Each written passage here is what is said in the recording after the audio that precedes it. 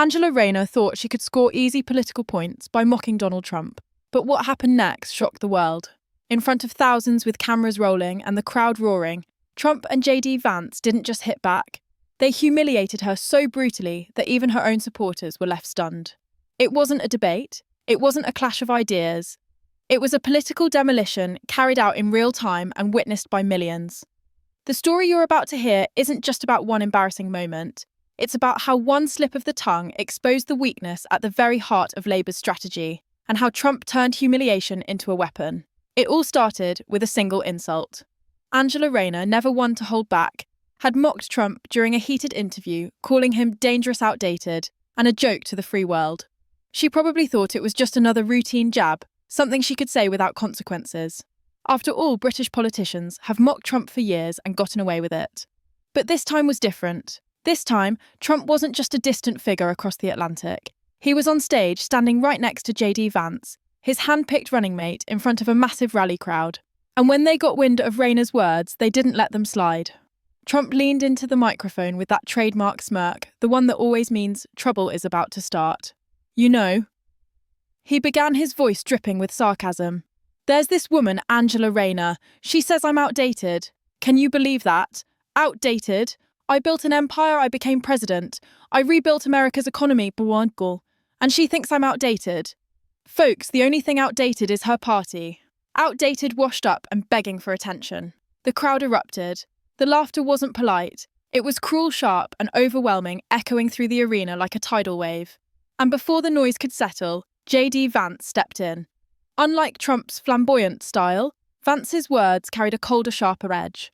He leaned forward, calm and calculated, and delivered the kind of line that cuts deep because it feels surgical. Angela Rayner calling Trump outdated, he said, is like a sinking ship calling the rescue boat old-fashioned. Her party is collapsing. Her leader can't make a decision without looking weak, and yet she's spending her time insulting the one man who actually commands respect on the world stage. That's not strength, that's desperation.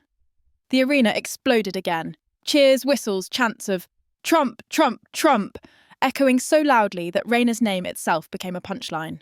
Within minutes, the humiliation had gone global. Clips flooded social media. News outlets replayed the exchange over and over. And with every replay, Angela Rayner's credibility slipped further away.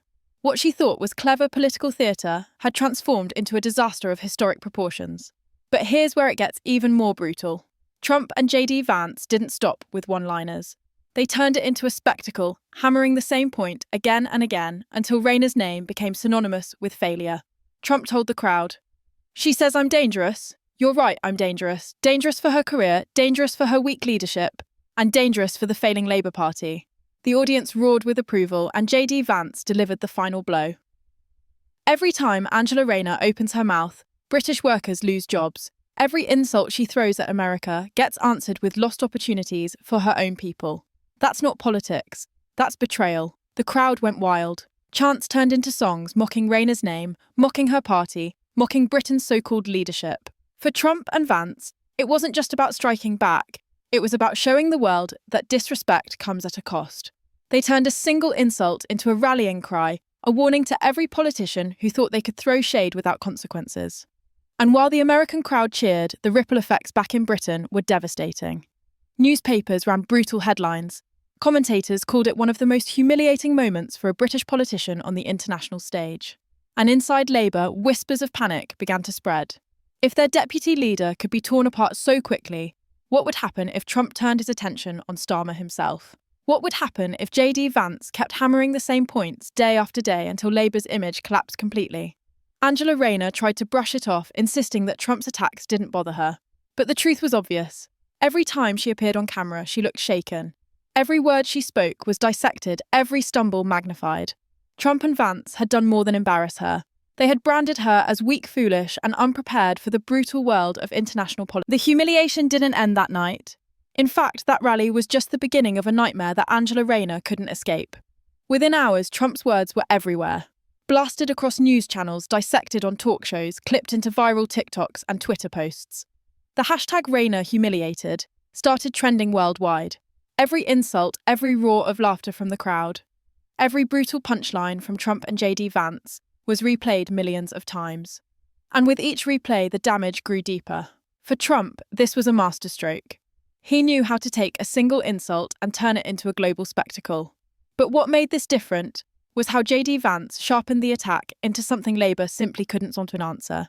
Vance didn't just mock Rayner, he framed her as a symbol of weakness, a reckless voice who risked Britain's relationship with America just to score headlines. And that framing stuck.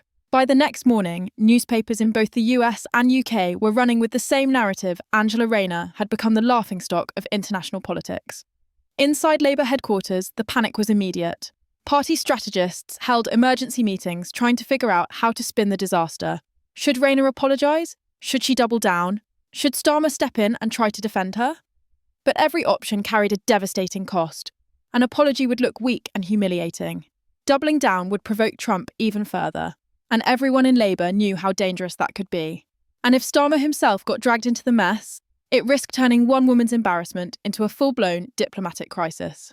Meanwhile, Trump and JD Vance weren't letting the story die. At their next rally, Trump smirked again and said, "You know, people keep asking me who is Angela Rayner, and I tell them, nobody knew her until we made her famous. She should thank us for putting her on the map. Too bad it's for all the wrong reasons." The crowd roared with laughter and chants of Rayner. Rayner broke out not as support but as mockery. JD Vance took it further. Calmly, with that lawyerly precision he's known for, he declared, "This isn't just about Angela Rayner. This is about a political party that thinks insulting America is a strategy. They think they can mock our leaders and then come asking for trade deals. They think they can disrespect us and still demand partnership. Well, here's the truth. Respect is earned, not demanded. And Labour has earned nothing." The arena shook with applause. The message was unmistakable. Labour wasn't just embarrassing themselves, they were embarrassing Britain. And that's when the true consequences began to show. British business leaders started to worry. If Trump could humiliate Labour's deputy leader so publicly, what would happen when trade negotiations came up again? Would Trump punish Britain the way he punished steel and aluminium before? Would he cut off vital industries just to prove a point? The fear spread quickly, and it wasn't just political insiders who felt it. Ordinary British workers, families and communities began to realise that Labour's careless insults could carry a very real economic price tag. Angela Rayner herself was cornered. Every interview turned into a minefield. Journalists kept replaying Trump's lines, asking if she regretted her words, if she thought she had damaged Britain's standing on the world stage. And no matter what she said, she couldn't win. If she defended herself, she looked defensive. If she stayed quiet, she looked broken. She had become exactly what Trump wanted her to be, a symbol of weakness. But here's what made it even worse. Nigel Farage smelled blood. While Labour stumbled, Farage positioned himself as the one British politician who actually had Trump's respect. Reports suggested he was already talking with Trump's inner circle, whispering about Labour's incompetence, feeding information that made Rayner and Starmer look even weaker. And Trump listened. Every time Farage dropped a line, it showed up in Trump's next rally. Labour wasn't just fighting Trump and JD Vance anymore. They were fighting their own countryman, a man who thrived on their humiliation. The international press had a field day.